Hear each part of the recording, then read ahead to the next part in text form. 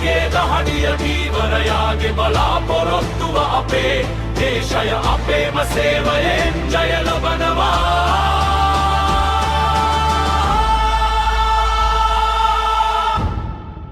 ජය වේවා දියරලට නොබියවූ අපට ජය වේවා අපේම සෙනෙහසින් හා දහඩියෙන් පිදුණු සිහින නැවතයි කරන මොහොතයි සමදා අපේ රට අභිමානයෙන් බබලයි.